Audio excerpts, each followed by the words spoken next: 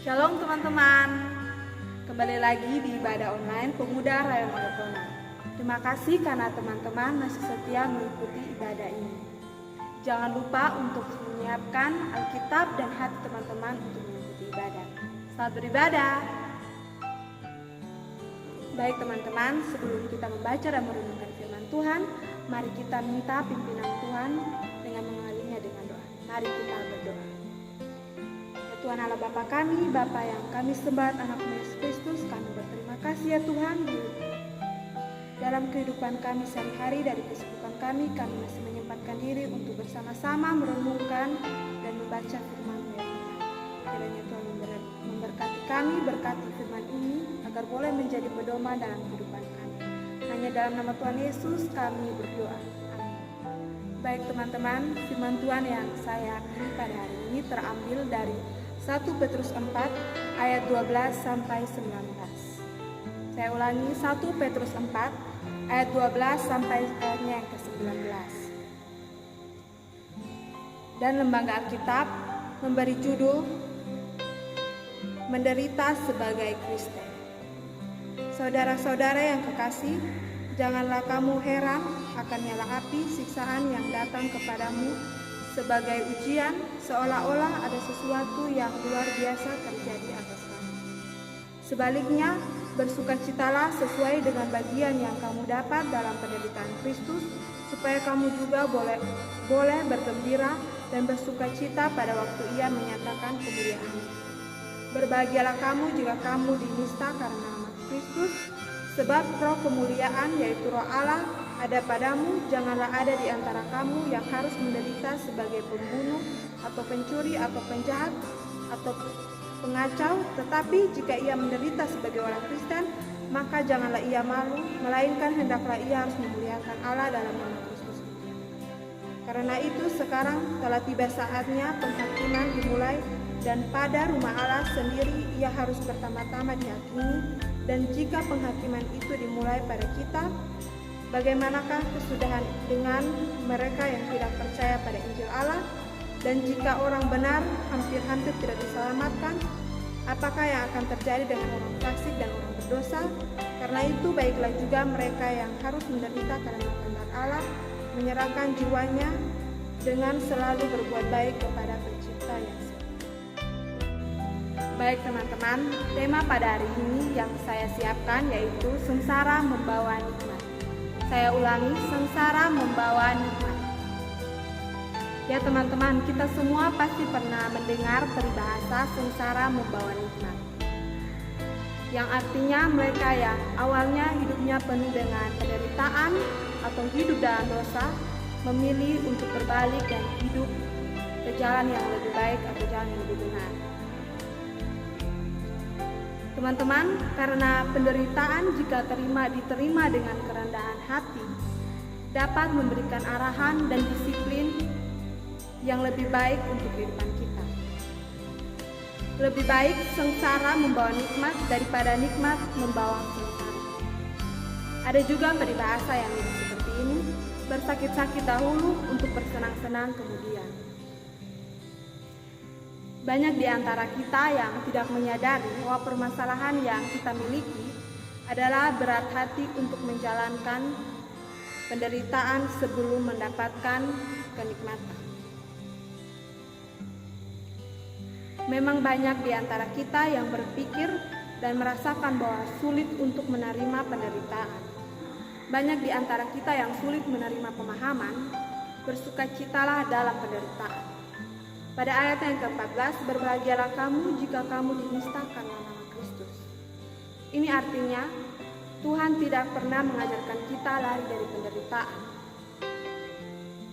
tetapi Ia mengajarkan kita untuk menghadapinya dengan gembira dan selalu bersyukur.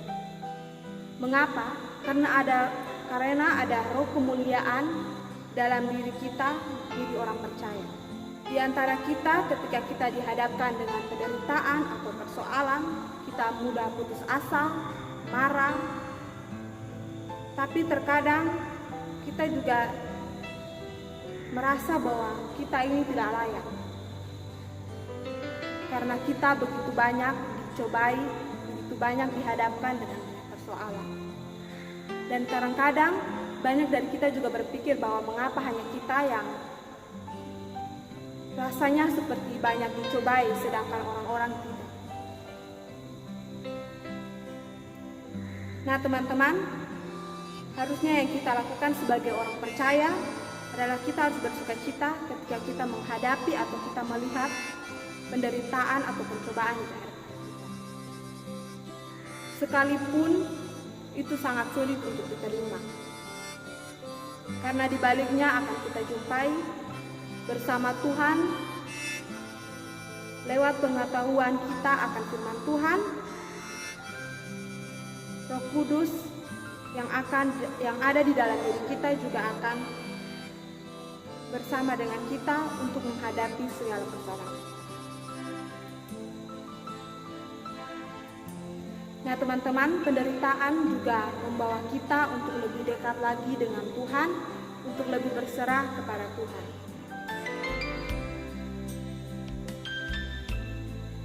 Banyak orang Kristen justru menderita karena kesalahannya, bukan karena Tuhan. Bukan juga karena mengambil bagian dari penderitaan Kristus. Hidup kekristenan seperti halnya lomba lari, di mana kita harus memelihara iman kita sampai akhir. Hidup kita ini penuh dengan perjuangan. Banyak hal yang dihadapkan di hadapan kita, seperti tantangan, hambatan, godaan, tawaran dunia yang semu. Semuanya bergantung pada kita. Apakah kita akan mengikuti hal-hal yang ditawarkan oleh dunia yang semu ini, ataukah kita tetap berpegang teguh terhadap iman kita kepada Tuhan Yesus.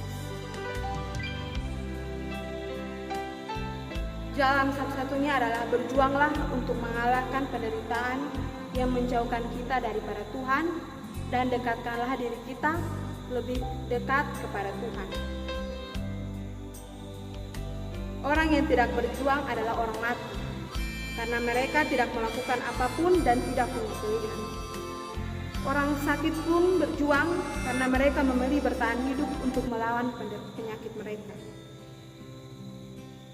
Salah satu pengikut Yesus Kristus berkata seperti ini, "Dalam segala hal kami ditindas namun tidak terjepit, kami habis akal namun tidak putus asa, kami dianiaya namun tidak ditinggalkan sendiri, kami dihempaskan namun tidak binasa." Teman-teman, kenyataan memberitahu kita bahwa kita akan mengalami masa-masa dalam kehidupan kita, baik yang baik maupun yang tidak baik. Bagaimanapun teman-teman, jika kita menjalaninya sambil mendekatkan diri kepada Tuhan atau semakin mendekatkan diri kepada Tuhan, maka ketika kita dihadapkan dengan persoalan,